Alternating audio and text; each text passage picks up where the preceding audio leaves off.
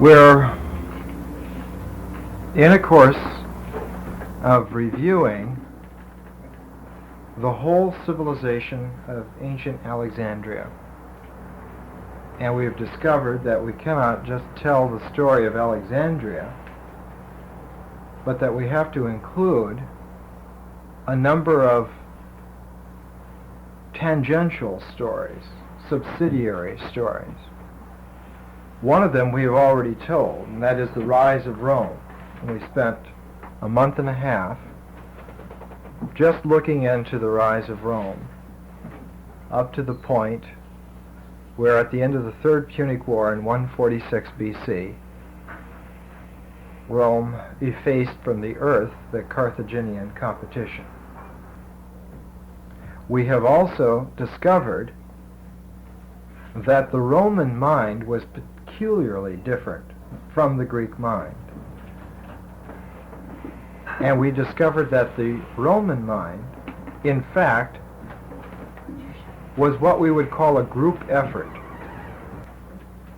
So to tell the story of Alexandria completely, we've discovered that we have to tell 4 or 5 subsidiary stories along with it. So we've suspended Alexandria proper some 2 months ago, and we took a month and a half to develop the story of Rome, and in particular the Roman mind, the way in which the Roman mind was essentially not the mobile individual that the Greek mind was, but was a collective, agrarian-based mind that sought to stabilize its collective actions by setting up a superstructure of laws and customs, that where the stability of the Greek individual as a mobile person in the world was his capacity for daring and for mental agility, the Roman stability was in a superstructure, an exoteric structure of law. The phrase law and order is a Roman phrase. It is not a Greek phrase.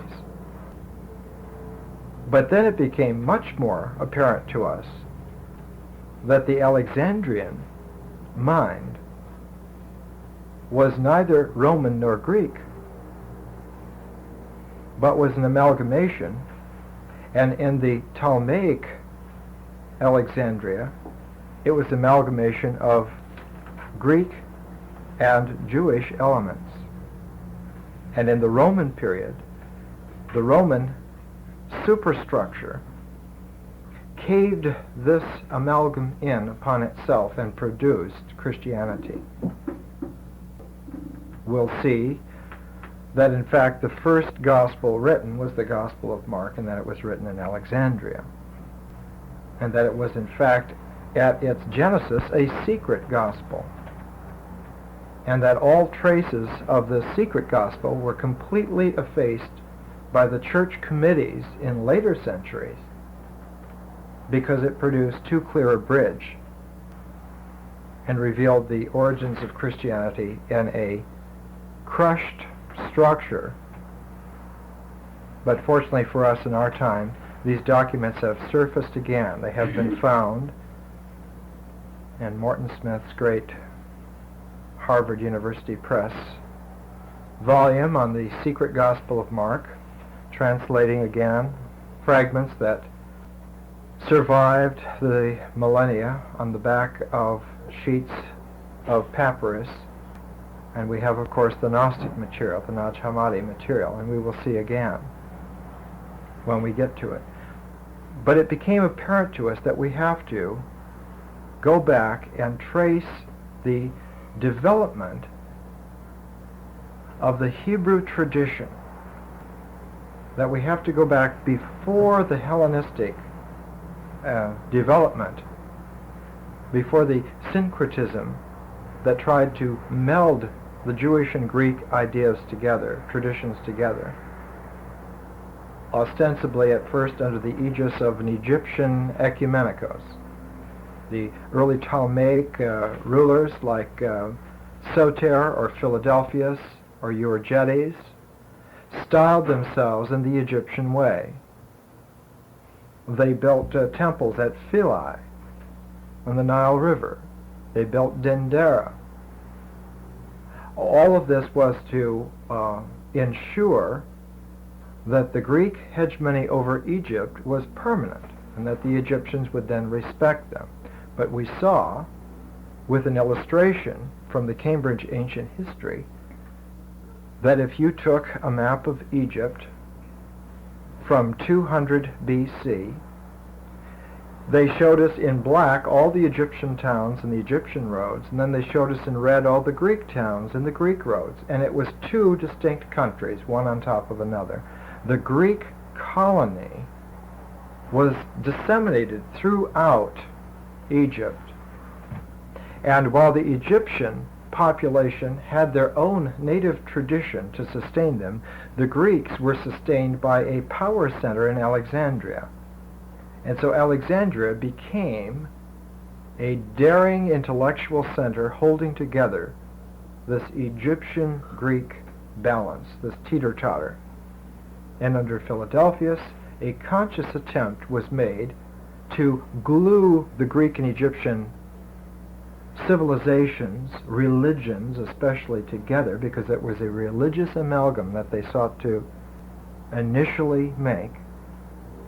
And the reason for translating the Old Testament into Greek, the Septuagint, was to bring a learned population of Jewish scholars from Jerusalem to Alexandria to form a nexus of a community, so that the Jewish community would form the international element and blend the Greek and Egyptian elements together. To intellectual empire builders like Philadelphus and Eurigetes, they saw the utility of a cosmopolitan Jewish colony in Alexandria because they were able to hold an intelligible relationship with all parties. They had centuries of experience at this time of dealing with all the different nationalities in the Fertile Crescent, and we saw, in fact, that the first great king in the Fertile Crescent, in the Mesopotamian Crescent, from the Persian Gulf to the Mediterranean Sea, the first great king was a Semite, was Sargon the Great in 2300 BC. And we saw that magnificent portrait of Sargon. So that some 2,000 years later, it was quite natural for the Ptolemaic dynasty heads to consider having an intellectual Jewish population as the melding element, the catalyst to bring the population together. And in fact, it worked. It did happen. And the Jewish population did grow.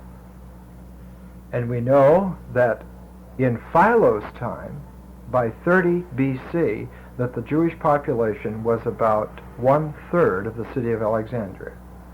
And Alexandria was about 2 million people, so that there was somewhere near 750,000 Jewish persons in Alexandria, and almost all of them were literate, were intelligent internationally, were neither Roman nor Greek, and discovered to their great embarrassment that they were no longer purely Hebraic in their tradition. And this produced an unsettling, anxious goad, which had repercussions in the Holy Land, in Israel, in Jerusalem, in the temple. And what we're trying to understand now, we're at this point of developing the Jewish tradition, we're trying to understand the tremendous pressures that came to bear at the close of the 1st century BC and split the Jewish community in Jerusalem into 3 parts. 2 of the parts were polarities. They were like political parties, the Pharisees and the Sadducees. The Sadducees, who went by written law and the Pharisees who went by oral law.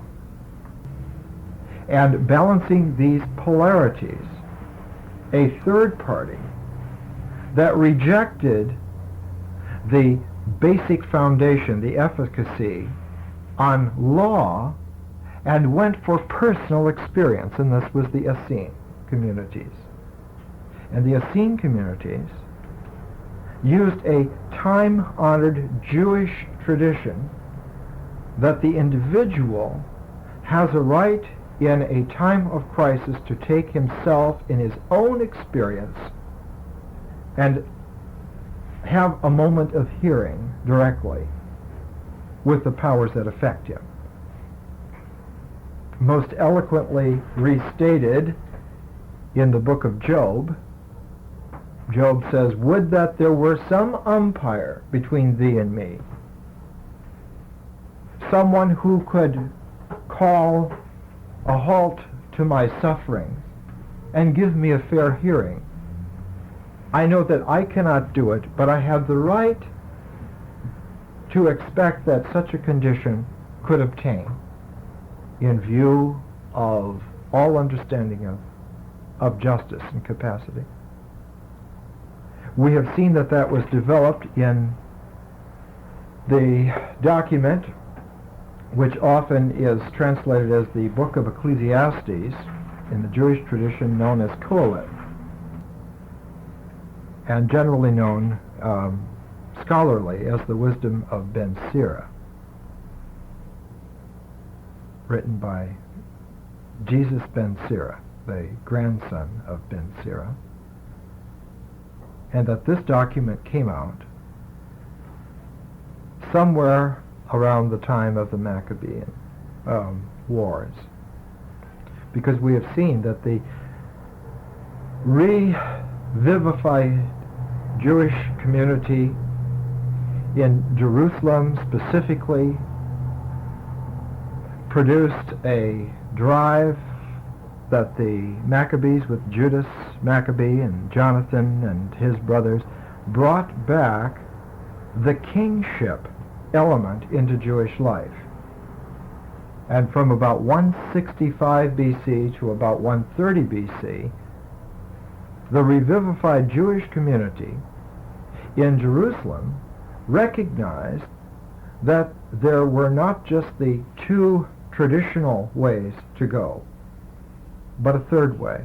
There was not just the way of the prophet, and there was not just the way of the priest, but there was the third way, the way of the king. And the revivifying of the image of the kingship, of the divine kingship line in the Jewish tradition, at this time made apparent to the Essene faction, if we can speak of them in this way. The Essene faction began looking for the esoteric kingship. And then last week, which didn't record, and which we have to now go back for about 10 minutes and recap, it became apparent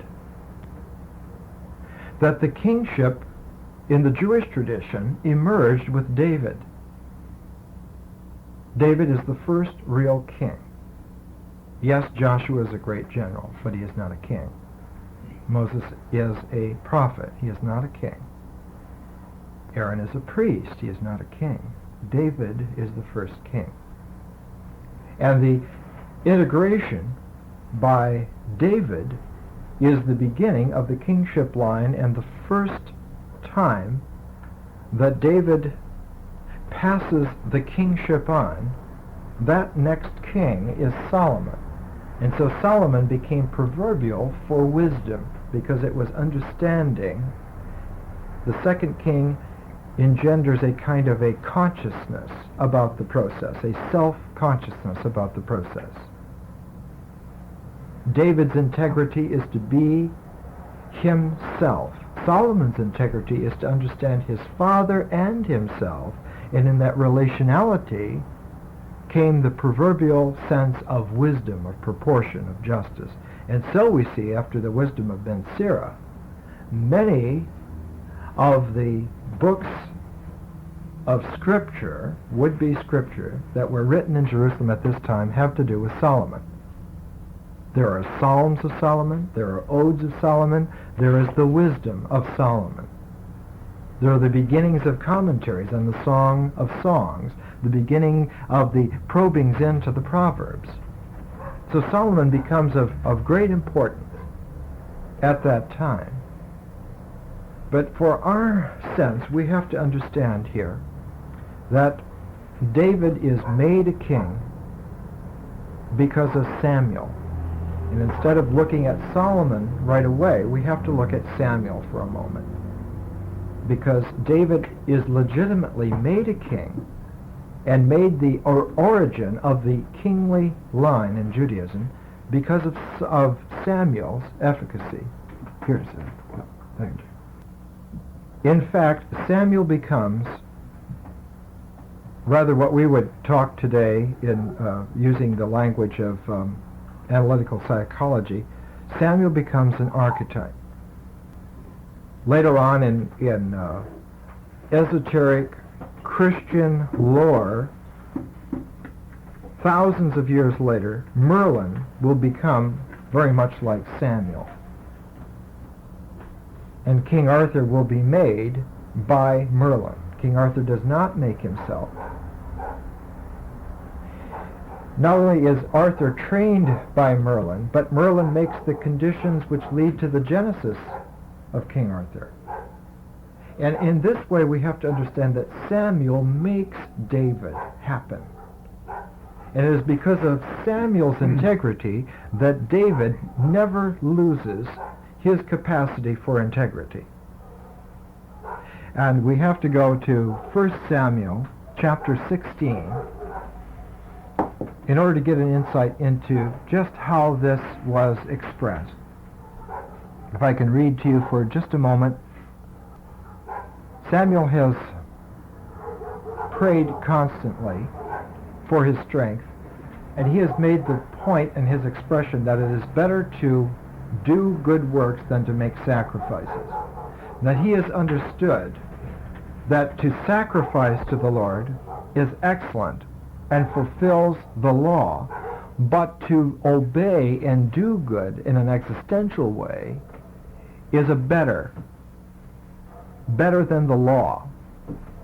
It makes life happen, and not in terms of a law, but in terms of a real relationality. And this is the key concept, if we can use that kind of a language now. This is the key concept in the kingship. The king, by his spiritual integrity, not by being an object, but by being a focus of all the relationships that structure the kingdom, by keeping that integral, he ensures the health and safety of the kingdom. If he becomes but an object, a figurehead, it means the relational energies are dead and the kingdom atrophies. This is a perfect understanding of idol worship. An idol is sacrilegious because it stops the flow of energy and all the relationalities that are needed to keep man whole and wholesome. So only a living God can do that. And Samuel understands that in the tradition of a living God, a prophet then, a holy man, must be a living representation of this. And so having understood that, then this evolves. And the Lord said unto Samuel, How long wilt thou mourn for Saul, seeing I have rejected him from reigning over Israel? Fill thy horn with oil, and go, I will send thee to Jesse, the Bethlehemite, for I have provided me a king among his sons. And Samuel said, How can I go?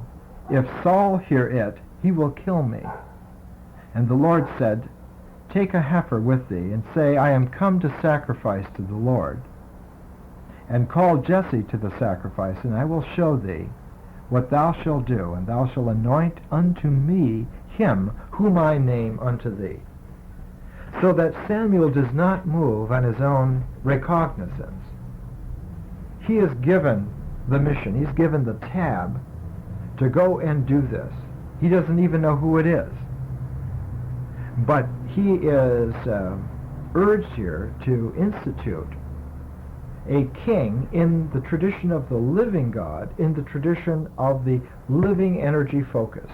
And David becomes that kind of a king. David, the man who can dance before the Lord with all his might. He makes mistakes, plenty of mistakes. But David always comes back. But one thing that David never lets go of, and this is Job-like in his wisdom, he has the wisdom of life. He never lets go of the integrity of the reality of the process. The mistakes he makes are the mistakes of simply not knowing how things are going to work out. They are not the mistakes of failure to act or failure to participate in life. And so in this sense, in a very strange way, David is very much an Odyssean Greek hero. And there's a lot of correlation later on that comes in that way. So that the emblem of the integrity of a new Israel is the Star of David. It is not the shofar, it's not the ram's horn. It is not the Torah, it's not the Decalogue. It is the Star of David, because it is the integrity of the kingship, of the focus of heaven and earth.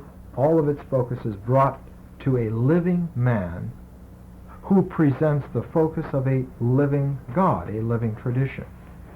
It's this notion of the kingship, then, that will eventually obtain in the Essene speculations in the deserts outside of Alexandria. Just to look ahead, we can see in Matthew, and Matthew, of course, was 5 different collections held by separate communities and put together about 50 BC, 50 or 60 BC, for safekeeping together.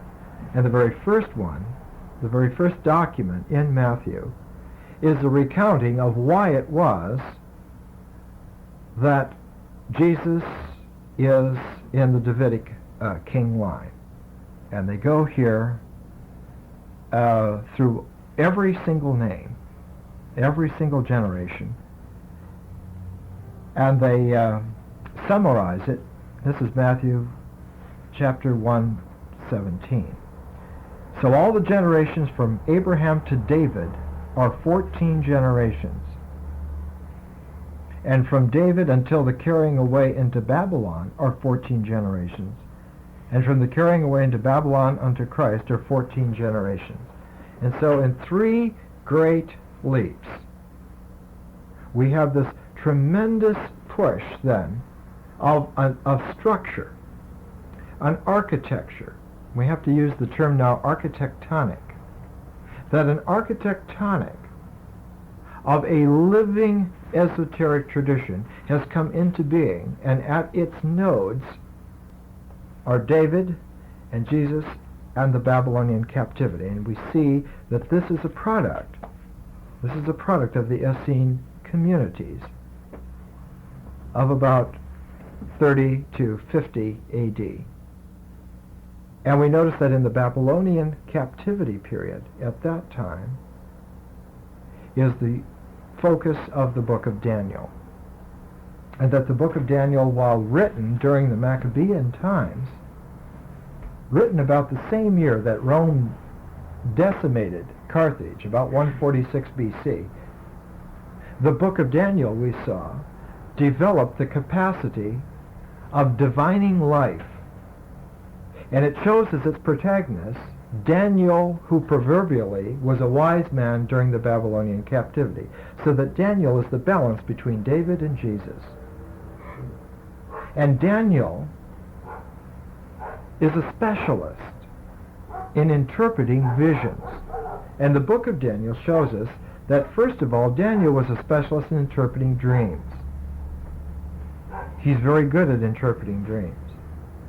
But more than that, Daniel could interpret the live depths of life, and as opposed to dreams which occur in the human mind, visions occur in the natural amphitheater or in the mind of God.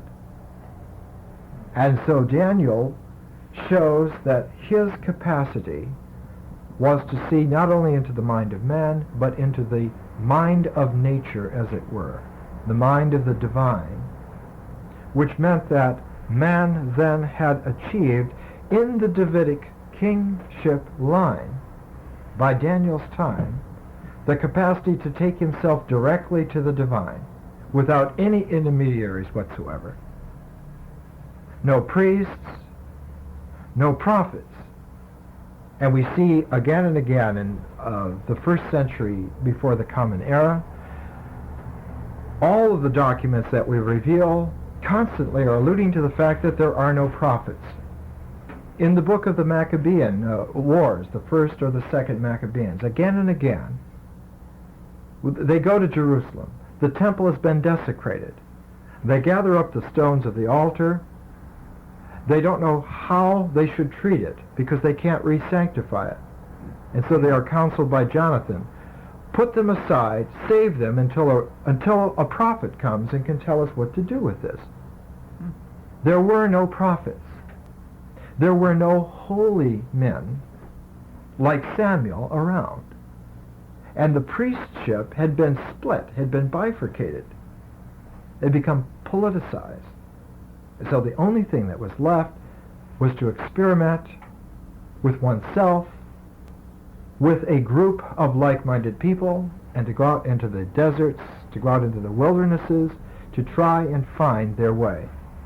But not all of these questing groups went to the wilderness. The most powerful of those groups stayed in Jerusalem and stayed in Alexandria. There were urban ascetic communities. And we'll have to see in about another month, we'll trace, because there's an Indian tradition that comes in here from Philo and from Josephus and from Plotinus. We can see the little thin red line of yogic practice come in. In fact, those who were following on Saturday might recall the fact that I read in contiguous fashion the middle of the Bhagavad Gita and the opening of the Gospel of Thomas. And they talk the same way. And that Thomas, of course, was sent to India, was buried in India. His churches have survived for 1900 years in India. And the Gospel of Thomas is a yogic expression of the Essene community's way of wisdom apperception, I guess we have to use that term. That direct envisioning of reality to the person. This became, for the Alexandrian population, a very scary item, because more and more the Greek daring individual personality was magnetized to this kind of a development. And more the intelligent Greek individual was drawn to the Jewish community. And more the Jewish community saw that the difficulty was not so much with the Greeks as with the Romans. And it was the Roman false law that became more and more the unbearable new Babylonian captivity. The new Babylon was Rome. Not Athens. Not even Alexandria. And so we have these tremendous tensions that are coming into focus. So now we come to the book of the Wisdom of Solomon. And the Wisdom of Solomon is written around 30 BC. And the reason it is written at that time is because Augustus Caesar finally ended the Alexandrian tradition. The whole Ptolemaic dynasty tradition ended with the death of Cleopatra. She was the last one. And the whole attempt to reestablish a republican Roman alternate to the Caesars was ended at the very same time. And so all of a sudden, after years of preparation, after decades of machination, after centuries of glacial movement, all of a sudden, the event happened, and Augustus Caesar was in control of what would become, within a few years, the Roman Empire. The wisdom of Solomon is an outcry against the fact that this re-enslavement, this recaptivation of the spirit of man by a monolithic set of false legal structures. They were saying, you thought we had problems with the Sadducees and the Pharisees who were forcing the Torah on us in their terms.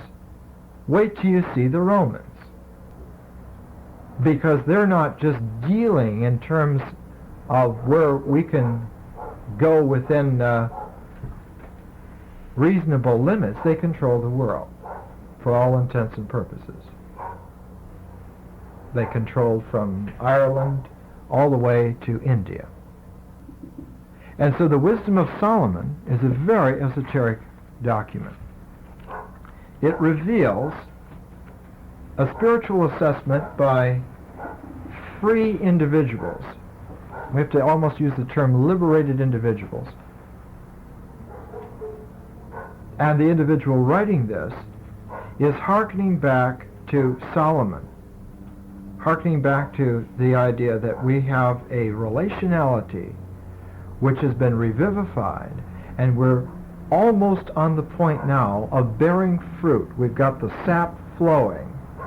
The fruit of the true vine is about to come and manifest itself. And just at this precarious moment, we have this whole cage dropped on us. What is going on here? What is happening? And the Wisdom of Solomon is the last calm book that's written. After that, after this document, is when we begin getting the apocalyptic literature, one after another, the Gnostic literature. And that literature has a completely changed character. There's no longer the international, quiet, intellectual assessment with the vivified life, natural sense. There's only the reaching up for grand, metaphysical, desperate straws to try to save the day at the last moment.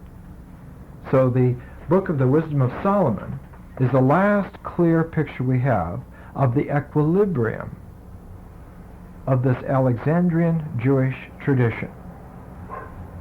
It begins trying to put the reader and the writer into the quest for the promise of immortality.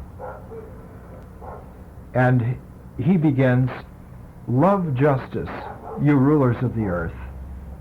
Set your mind upon the Lord, as is your duty, and seek him in simplicity of heart. For he is found by those who trust him, without question, and makes himself known to those who never doubt him. Dishonest thinking cuts men off from God, and if fools will take liberties with his power, he shows them up for what they are. Wisdom will not enter a shifty soul, nor make her home in a body that is mortgaged to sin. This Holy Spirit of discipline will have nothing to do with falsehood.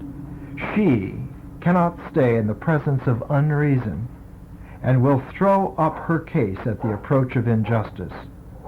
Wisdom is a spirit devoted to man's good, and she will not hold a blasphemer blameless for his words, because God is a witness of his inmost being.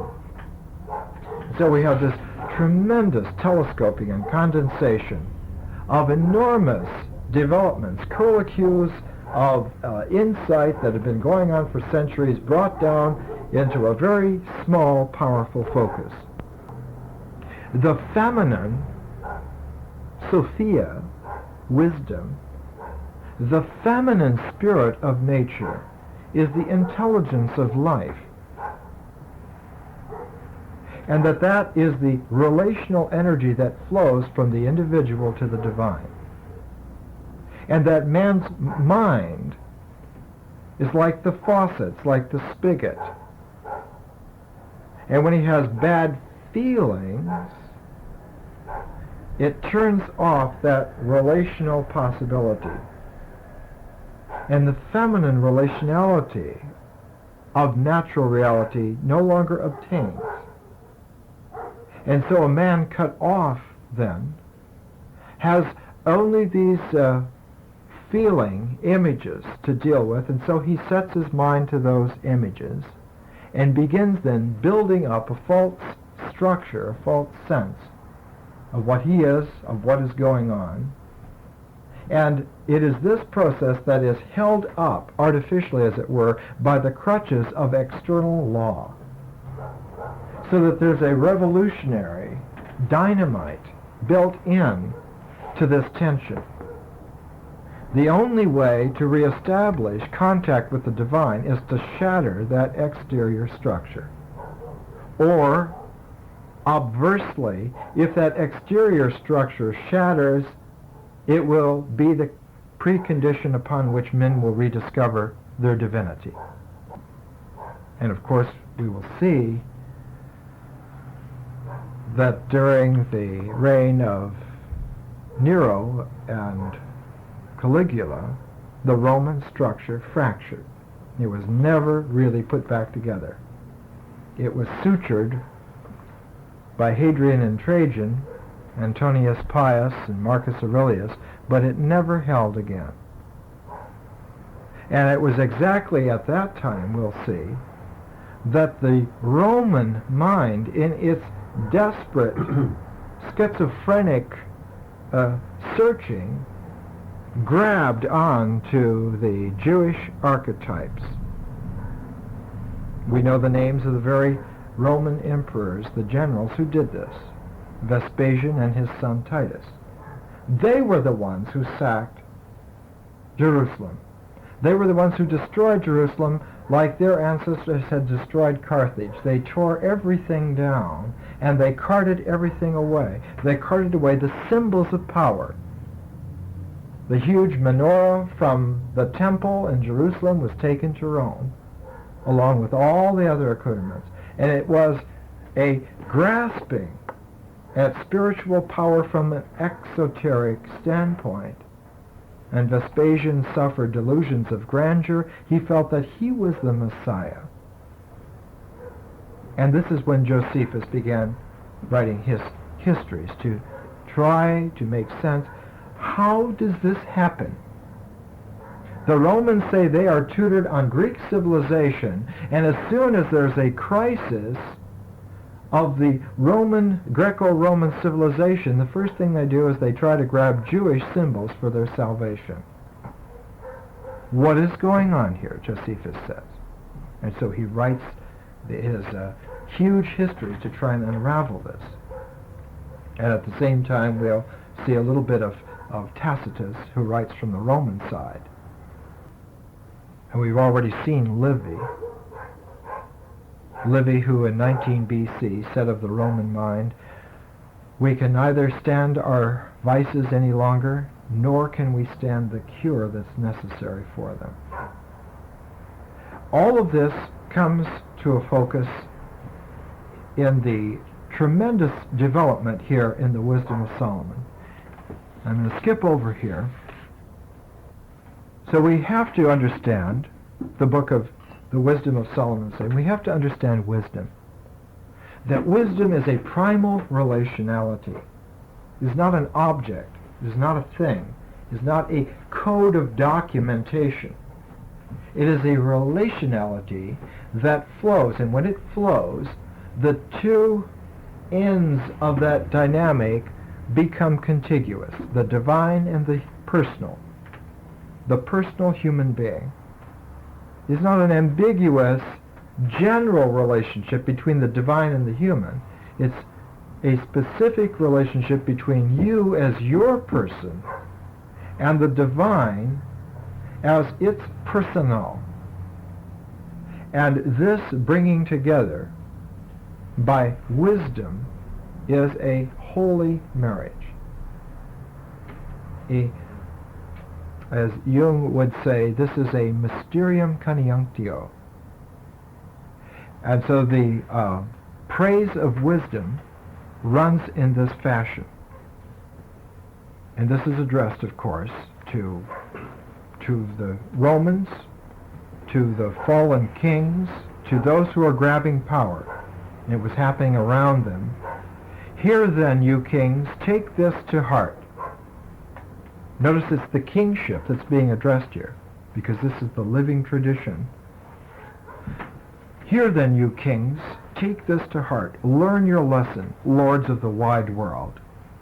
Lend your ears, you rulers of the multitude, whose pride is in the myriads of your people. It is the Lord who gave you your authority. Your power comes from the Most High. He will put your actions to the test and scrutinize your intentions. Though you are viceroys of his kingly power, you have not been upright judges. You do not stand up for the law or guide your steps by the will of God. Swiftly and terribly will he descend upon you, for judgment falls relentlessly upon those in high places.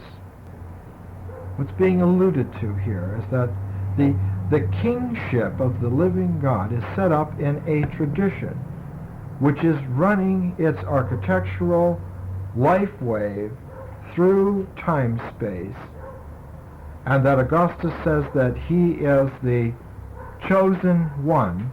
Well, if he is the chosen one, then he will exemplify this personal relationship to the divine.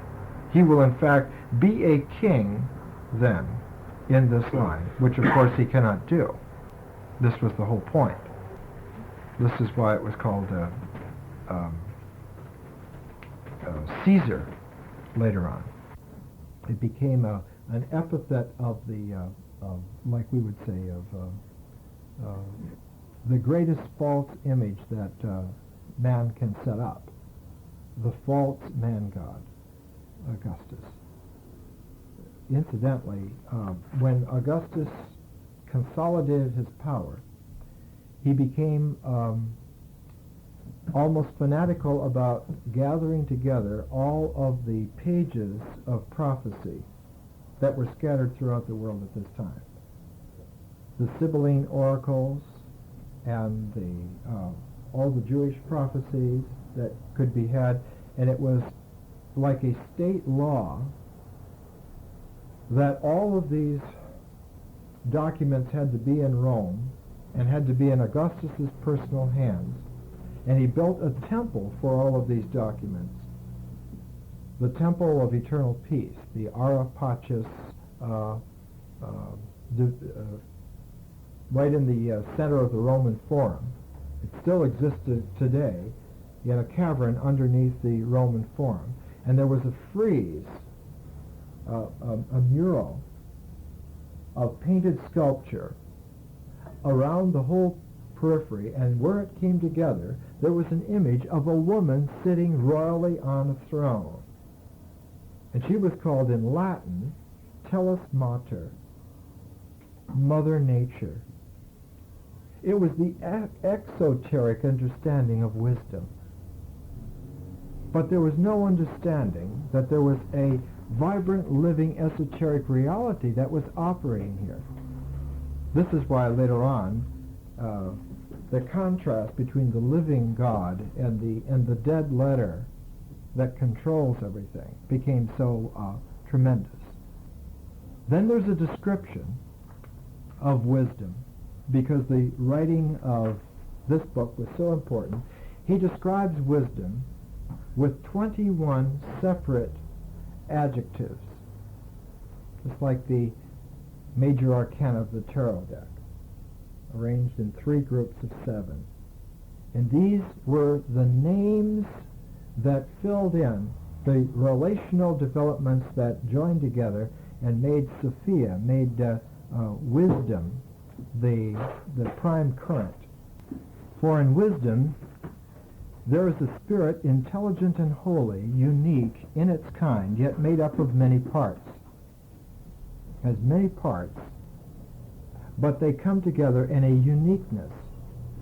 And the emphasis is on the uniqueness, and you have to understand this in terms almost of a strict Platonian unity. That the integration of the many kinds as wisdom are like the braiding together of many energy currents into one direct impulse. When they are integrated together, there's no way to take them apart. They are that unity. They move as that unity. And in fact, the movement of that unity has nothing to do with movement in time and space, because the bringing of them together in an integration together is the movement. It's like all of the electricity runs together, and as soon as it runs together, its integration is the movement itself. And that this was the mystery of the exchange of selves. The conjunctio is not a interchange so much as an exchange of selves. One does not give oneself to another so much as the other becomes oneself and oneself becomes the other. And that this instantaneous conversion demonstrates, because of its displaceable accuracy, the occurrence that there must have been something even more primal than identity. There must have been unity for this to occur, because it doesn't happen with any kind of speed, it doesn't happen in any kind of time or any kind of space. And that this was then the mystery that was being talked about here. For wisdom moves more easily than motion itself. This is how the Book of Wisdom says it so grand. For wisdom moves more easily than motion itself. She pervades and permeates all things because she is so pure. Like a fine mist, she rises from the power of God, a pure effulgence from the glory of the Almighty, so nothing defiled can enter into her by stealth. There's no way to manipulate any access, because it just won't happen. She is the brightness that streams from everlasting light, the flawless mirror of the active power of God and the image of his goodness. She is but one, yet can do everything. Herself unchanging, she makes all things new.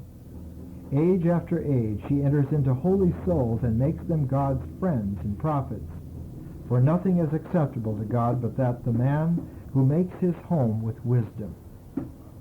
She is more radiant than the sun and surpasses every constellation. Compared with the light of day, she is found to excel, for day gives place to night, but against wisdom no evil can prevail. She spans the world in power from end to end and orders all things benignly. So this image then of the feminine as a primordial relationality in reality between man as a person and the divine as a personable. As we have to remove the article here, as personableness, so that the individual discovered that his person occurred because the personableness in fact exists, and that through wisdom this relationality occurs, and in its occurrence then one is in the world but not of it. So that then, I'm skipping over to the end of the Wisdom of Solomon, the worst problem for man is the problem of idols. Because idols degrade this primordial recognition It's like trying to make all the switches there are, and none of them are working because none of them have any juice in them. And what happens? That man becomes jaded because none of these switches are working. All the switches are dead. And we'll see that this haunted the Greco-Roman mind. Haunted, I use that term. Plutarch in his Moralia tells in 130 AD this tremendous archetypal story, this image. He says that he heard it himself from an old Greek sailor who was at one of the oracular spots, Delphi or Dodona, and he was told there by an old woman of the place that when he was sailing back to Italy, and he was rounding one of these capes just before you get to Brundisium, the port on the Adriatic, that he was to yell out to the shore that the great god Pan was dead. And so the old captain says in Plutarch's reckoning that they rounded this cape and they saw nothing but virgin wilderness, forested hills. So he says he did what he was bidden, and he yelled, "The great god Pan is dead." And in reply there was a great sigh, a great moan, as if millions of spirits in this forest said, "Oh."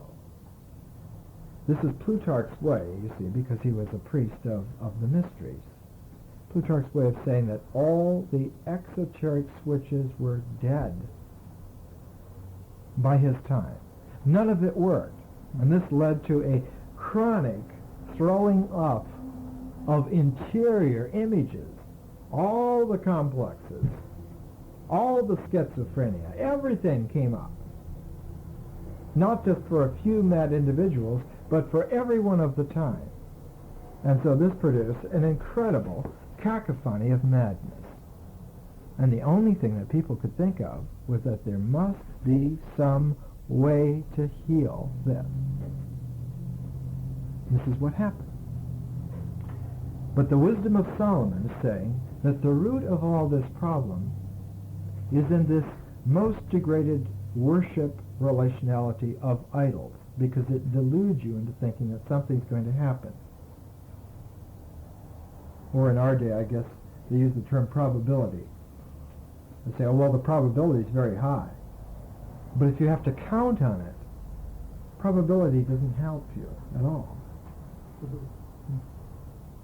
The writer says this: the really degraded ones are those whose hopes are set on dead things, who give the name of gods to the work of human hands, to gold and silver fashioned by art into images of living creatures, or to a useless stone carved by a craftsman long ago. And then he gives these stories of people praying to pieces of tree and not getting anything out of it, or praying to rock. And he talks about this. So then he moves on to the pattern of divine justice and writes in this way, concluding the Wisdom of Solomon. It was for fear they might fall into deep forgetfulness and become unresponsive to any kindness. This is why the worship of false idols was so bad, that eventually it deadens the spirit, and they fall into fear. They fall into fearfulness. And it was for fear that they might fall then, even further than fear, into deep forgetfulness, and become unresponsive to any kindness, so that they would lose all chance for any kind of healing. For it was neither herb nor poultice that cured them, but only the all-healing word, O Lord. So the writer of the Wisdom of Solomon is saying, it finally gets down to that. Then he ends, thou hast the power of life and death, Thou bringest a man down to the gates of death and up again. Man in his wickedness may kill, but he cannot bring back the breath of life that has gone forth, nor release a soul that death has arrested. And so the Wisdom of Solomon ends there, and it ends there with this conundrum, this challenge. Has there ever been an idol that ever brought anyone back from death? Has Zeus ever brought anyone back from death? How about Marduk? How about your favorite Egyptian god? And so the Wisdom of Solomon ends with this challenge, as it were. It's almost like the document that Job says he wishes that someone would draw up a document of the real negotiations that man has a right to have with the divine. He says, I will affix my name to it and submit it to him. So the Wisdom of Solomon submits this challenge and says, can you come back from death? That's the whole challenge. Now you go back to David momentarily and then flash forward. There was a crucial time when David was reduced down to himself. In fact, he was reduced further down than just himself. He was brought before a wicked king of that time and then of that region. I think his name was Abich. Anyway, David realized that he was going to be killed any moment. And the only thing that he could do, he had no arms, he had no hope of escape at all, the only thing that he could do was feign madness. And so he feigned madness, and Abich says, who has brought this fool before me? I mean, he's not worth even killing or keeping, or get him out of here. And so they threw David into a cave, the cave of Ablamach, I think, is the name of it. Well, this is an archetypal situation. The throwing of the heroic man who's reduced down only to his interior spirit. Even his mind is gone. The kingdom is reduced to invisibility. The only place that David's kingdom exists is in the mysterious interior, and only he himself knows it's still intact. And he's thrown into the cave. And David brings himself back. He brings himself back true. He counsels himself out of his own stability, his own inner stability, and calms his mind, reconstitutes his mind, reconstitutes his personality, and within a couple of weeks there are 400 warriors there with him and their families, and he reconstitutes the whole kingdom. And this was bringing himself back from as close as a man could come to death at that time. And so 28 generations had gone from Abraham to David. This 14 generations, this development then had ensured that the covenant was no longer in exterior terms. It didn't matter whether there was a rainbow set in the clouds. It didn't matter any longer whether a goat was sacrificed. It didn't matter any longer whether the temple was still standing. It didn't matter whether you had the Torah still protected. It didn't matter even if there was no one there. If only one human being in the integrity of himself kept that relationality true, the kingdom could all reconstitute itself. And so this became a prototype in the Wisdom of Solomon, saying, now we're going to go that last inch into infinity. We're going to come back from death. Then, Mr. Caesar, what are you going to do? You're going to get tired of taking things away from us, because you can't take that away. We're going to see that happen.